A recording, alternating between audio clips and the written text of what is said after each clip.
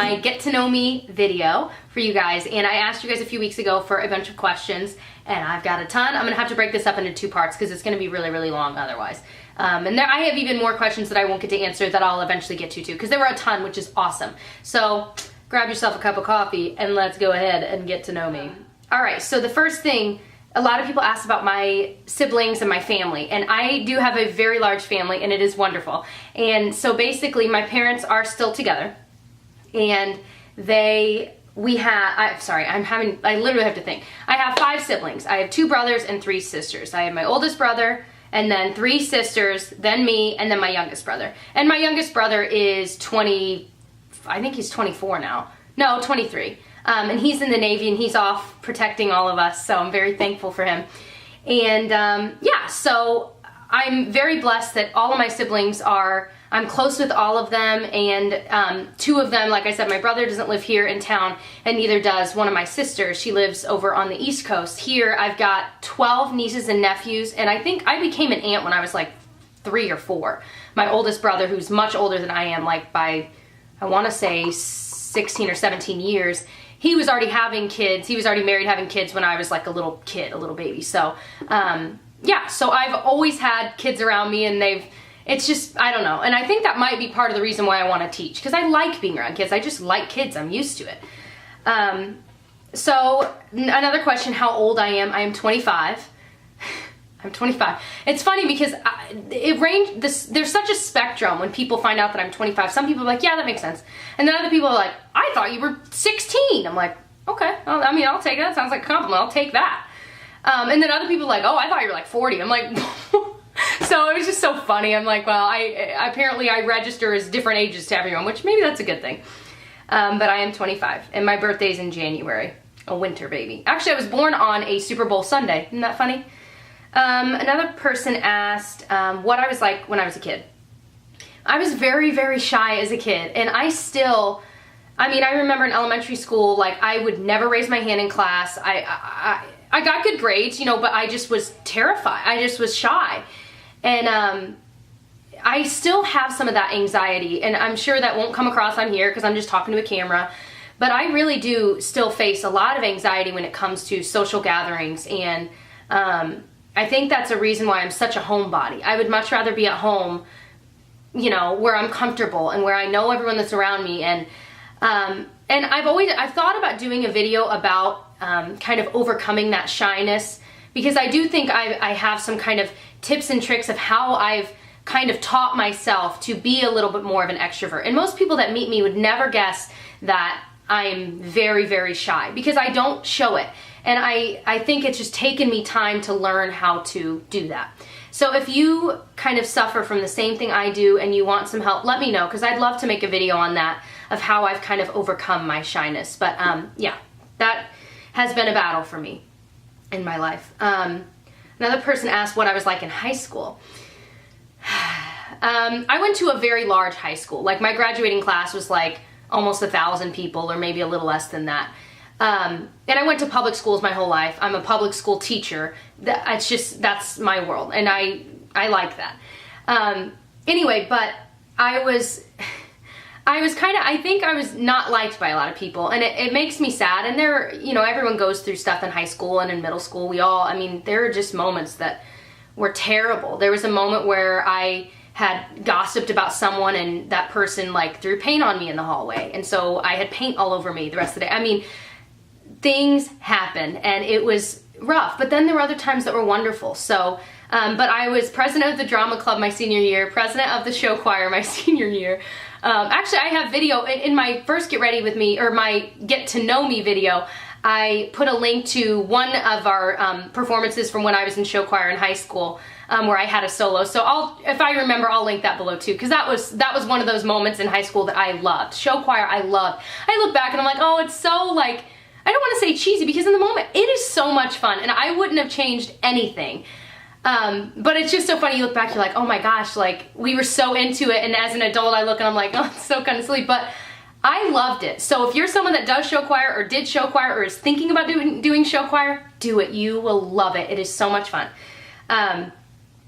Anyway, so in high school, and I got good grades. I was in the top 10 of my class, which I'm very proud of, because I worked very hard for that. But yeah, I don't know. It's almost hard to describe yourself. There were trying times, there were good times, and that's high school. And if you're in high school right now, you know that. I mean, you're facing it every day.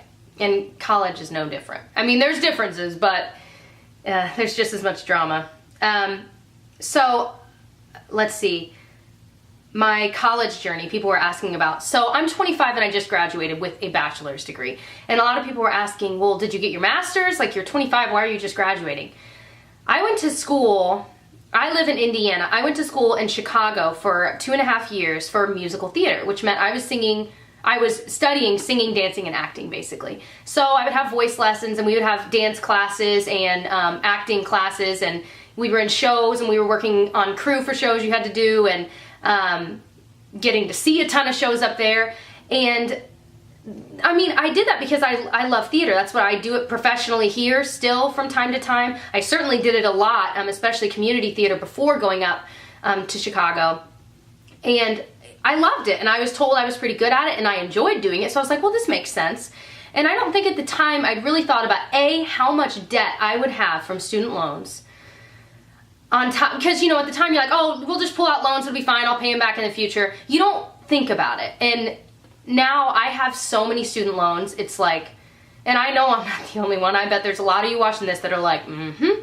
And now the reality sets in. I'm like, and now I've graduated, and now I have, I mean, thousands and thousands and thousands of dollars in student debt that I'm gonna have to pay back. And at the time, I just didn't think about it. And so, I enjoyed it, but at the same time, I hated it. And I don't really know how to describe it. And at the time, I had wonderful experiences. I was able to go to New York, and I had like callbacks for Broadway shows while I was still in school, and that was amazing. I mean, I wouldn't trade those experiences for anything. But at the same time, I was just so disillusioned with everyone that was around me. And I had friends there. It's not that there weren't wonderful people that went there. And I loved my professors. But I just realized that there was so much unnecessary competition and cattiness. And I felt like I wasn't growing. I was like making mistakes, and I just wasn't myself up there. And on top of that, I knew I always wanted to teach. So after a lot of deliberation, I moved back home, and I started going to school here for teaching, and I met wonderful people, had, again, wonderful professors, and I finally feel like I found my niche. Like that, this is where I'm supposed to be. And I've never felt happier, and I feel like myself. I don't know. And I loved living in Chicago. I love the city, and I visit it. One of my best friends lives up there, and I see her a couple times a year. But other than that, I don't miss just the drama of musical theater and auditions. I'm like, and you're never certain of anything. And for me, some people, I think they have personalities, they can totally handle that, and it's perfect for their lifestyle. I can't do it. I don't enjoy that. I like security, and it's not that I don't still do theater. I do, but just on my own terms. And that's what I like about it. It's on my own terms. So, all right, chatted about that for way too long. Sorry, guys. What got me into beauty? Okay, well, I've always liked makeup, and when we were in, when I was doing theater, you know, you do makeup ever since I was, probably like 6th grade, because we had to, you know, do our own makeup for like the 6th grade play, and that's kind of when I got into theater, and that was always fun. And I always wore like just blue eyeshadow, like I had no idea what I was doing. It was so funny, and looking at pictures I'm like, oh, Jess. I still feel like I don't know what I'm doing, but and then we learned a little bit more of like some techniques when people were brought in to teach us about makeup in show choir.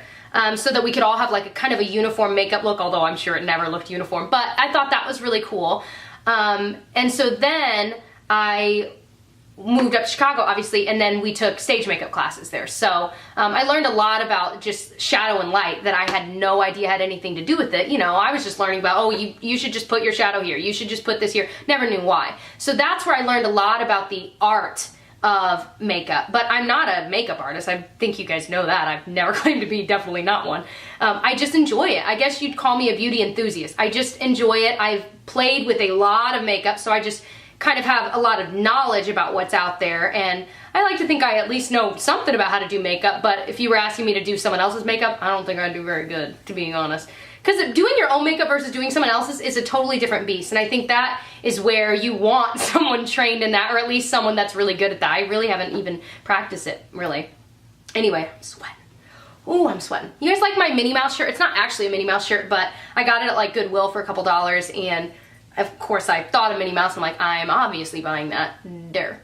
Okay. Let's see. Has teaching always been my #1 profession choice?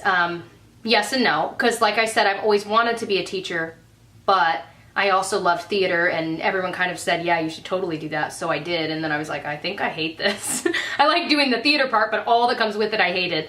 But one thing that both Tyler, my boyfriend, and I both believe that a career is not a life sentence, and I think that's something about our generation that maybe is new, because I think, like I think of my parents and how, you know, you started a career and that was kind of it, and you just did that for the rest of your life, whether you liked it or not, and maybe something would happen, you'd switch, but you know, most people would just stick with the same thing. But it's not, a career is just not a life sentence. You don't have to, just because I want to teach right now, if in 10 years I'm not liking it anymore and I'm finding myself maybe not being a good teacher because I burn out, then I'm gonna find something else.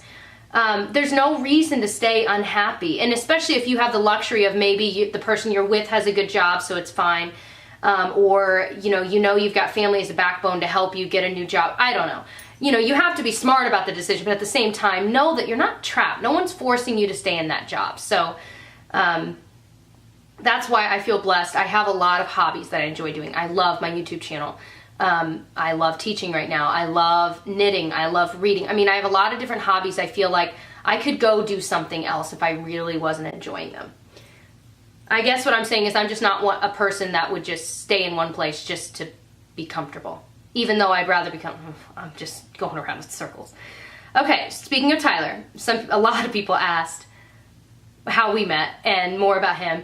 I am begging him to do a video, and he's like, I don't want to. Like, I think he's willing to do it, but he just feels like it'll be awkward. I'm like, Tyler, it's literally a camera, me, and you. That's it. And I'm like, Tyler, the ladies will love you. Which you guys will love him. But he's so funny.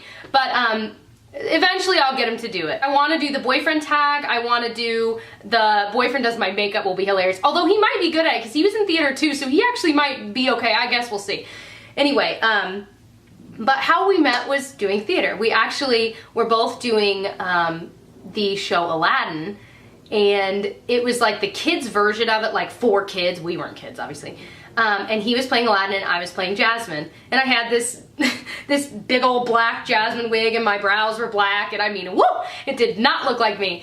And that's how we met, and at the time I was kind of at the end of a terribly rocky relationship with someone else that actually I was engaged to. So that ended, and boy, I'm thankful for that.